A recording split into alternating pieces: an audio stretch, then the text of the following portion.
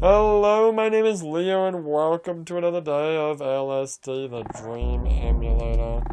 Let's get cracking. I just realized I don't have my map ready. Should be okay. So I finally got past that flippin' part in Yakuza 0 on Legendary difficulty, where I kept dying, which is the car scene in the subsequent battle afterwards. The car scene is hard enough. Oh, hello. Where are you gonna take us today, buddy? Buddy? But then after that, you have to fight a bunch of dudes, and it's a goddamn protect... Oh, hello. It's a damn protecting, Makoto fight. Which is doomed for fail. Hang on, I'm gonna pause a second. Is doomed for failure. Trying to get my maps ready here. That'll do. Because, how much of this map have I checked? Oh shit, dude, I forgot.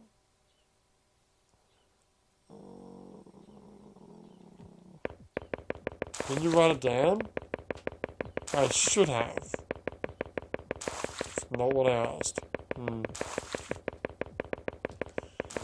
You know what, I think at a point I stopped writing down exactly, like, in detail, like, where I had, like, walked to. Because it started becoming a pain in the ass. Well, this mysterious car is not here. I don't know. There'll be no car here. Unless it happens after the original car crashes.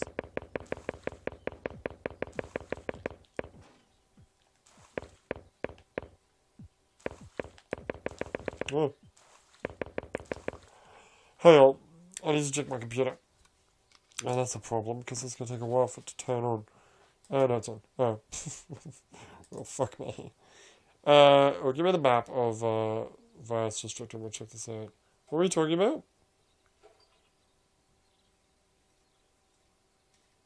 What was I talking about?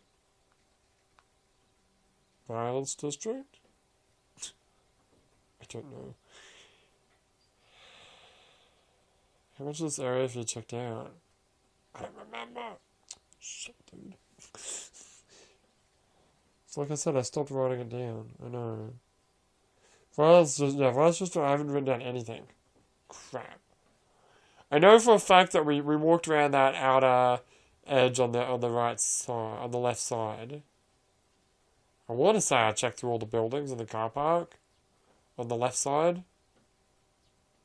Shit, I must have to do it again. You serious?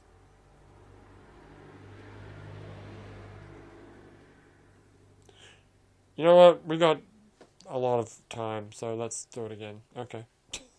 Let's try. Alright, well right now we're at the... Where are we? We're at the north part. Yeah, up near the water. Yeah, the water here. What does that sound? It's music. Yeah. Weird ass music. Yeah, so we got a guy kicking a corpse over here. He's not actually here today. Oh. Oh shit. Well, shit. Oh. Why can I not walk in a straight line? Well, sometimes it just doesn't...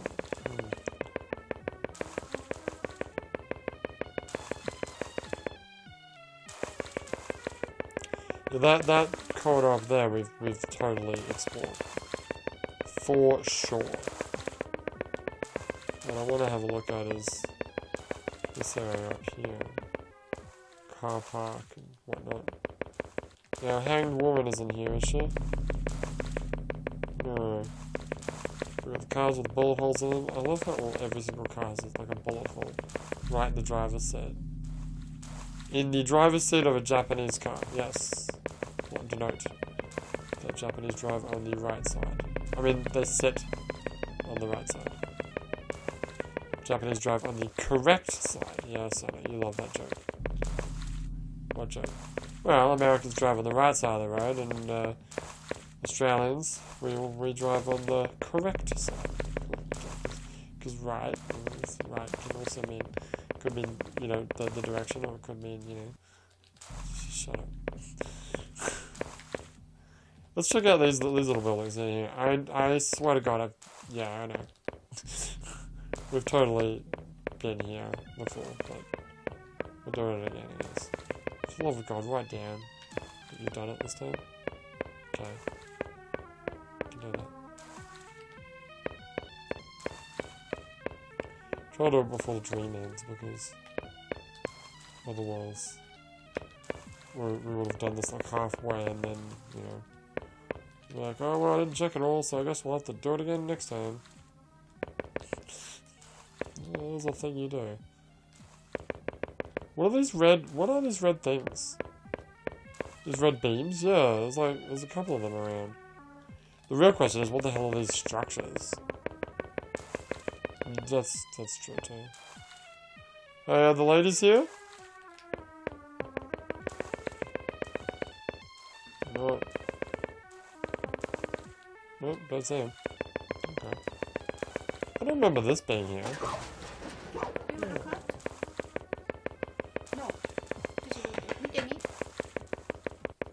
I don't remember this being here at all.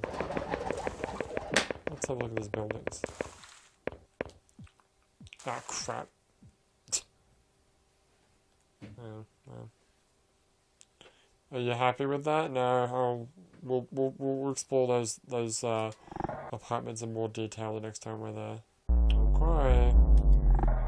That's what you want to do. That's what I want to do, bitch. Okay. Don't have to be so aggressive about it. Let's talk about dreams. Okay, I had a dream. It's kind of hard to remember it. I wrote down like a very small amount of notes because I'd already forgotten a lot of it. But basically, I had a Dark Souls dream, which is weird because I've only, well, it's not really weird. I've played 30 minutes of Dark Souls 1. That's actually on my channel, I believe. And I've watched a full playthrough of Dark Souls. All of them, right? Yeah. Demon Souls, Dark Souls 2, Dark Souls 3, and Bloodborne. I've watched playthroughs of them all, but I don't really remember a lot about them. But anyway, I had this Dark Souls dream. And I believe I was playing DS3. I don't know why I thought it was DS3, but it wasn't DS1, I guess. I don't know. What my rationale about it being Dark Souls 3 was, but apparently it was Dark Souls 3. But again, I'm not playing the game, I'm like in the game, right? I'm actually the character. And I'm weak as fucking shit. I'm the weakest of weaks, right? I'm like one hit kill Susie here. But I got this sick ass sword. Not a sword, I got a spear. I got this cool ass, was it a spear or a poleaxe? It was a poleaxe. Somehow I was quite able to carry it around, because it's a video game. The point was that I was not going to kill anything. But what I did do is I was running, I was dodging. I was getting surrounded sometimes, but then I was like fluke killing some enemies. Like there was this big dude with like horns and a big ass sword, and I killed one of them. Oh, hello. What? It disappeared. What disappeared? The flashback. Oh, why? Did I have a run-in with Monsieur Greycoat Man? Maybe. Anyway, I think I might have accidentally killed one, and then another one I killed a bunch of guys by like there was like a wall trap, which I don't even think Dark Souls has, but like a wall that like closes in and squishes you, or spikes, a spiky wall. I think it was a spiky wall. and it moved in, and it actually like got a couple of them, and they died, and I'm like, oh, I'm doing it. So yeah, I fluked a bunch of kills. That's all I really remember about that dream. It was kind of a cool dream, because it was lucid, and it was basically like even though I was weak as fuck, like I was one hit kill Susie, I was still like doing some cool like flips and jumps, and I was running around. I could carry that spear quite well, even though I never really used it. Um, yeah, it was really cool. But that's all I really can say about the dream, because that's all there is. Is that Madeline? That's all there is. There isn't any more. Yes, I think that's Madeline. Let's look that up. Oh, really? Now? Yeah. Why does it look like Google's trying to listen to me? Oh, it's because yesterday we did the fucking Bendigo thing. Oh, yeah. Go to Bendigo to get the cube. Shut up. That's all there is. There isn't any more. Could just typed it. I could have.